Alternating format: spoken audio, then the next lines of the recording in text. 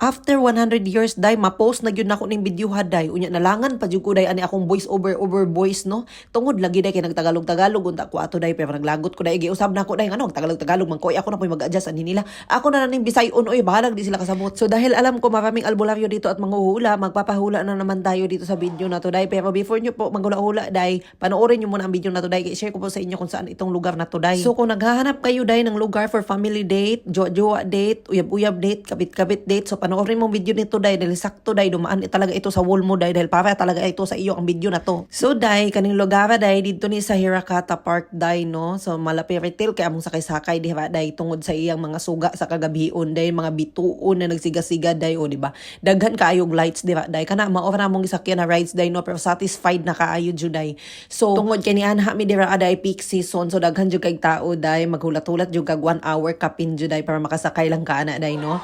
Pero day ingnon ta ka og dili na siya peak season man ha kanima day okay kaayo okay pa sa all ride. Kay kabalo ka day bukod day sa daghan og rides diri aday para sa mga kiddos, daghan diri og kanang ma-inlove jud ka sa ilahang mga place, no? Kay pwede jud mo maglabing-labing di ba sa mga kabulakan day kay naapoy mga roses di ba ano mga real roses. Unya day daghan po diri og restaurant ug gutomo na mundo ha.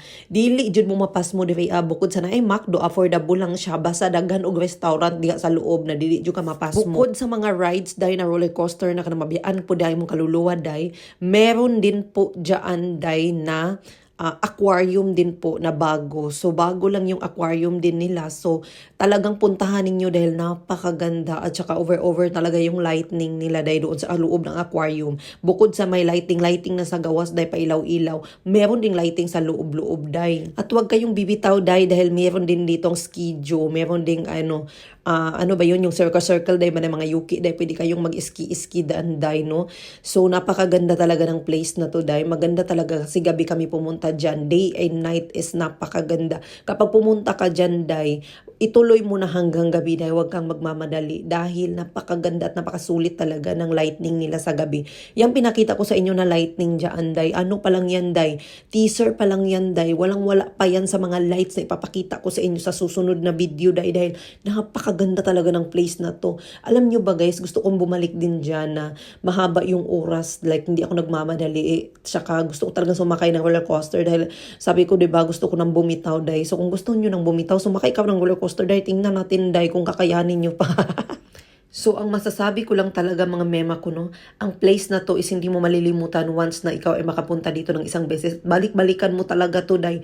Sinasabi ko sa inyo, day, hindi talaga kayo magsisisi dahil napakaganda talaga ng lugar na to. Yun, day, bukod sa maganda ang lugar na to, day, dahil nagpa-games tayo, day, hulaan nyo po, day, kung ano po yung ginamit ko na camera dyan sa video na yan, okay?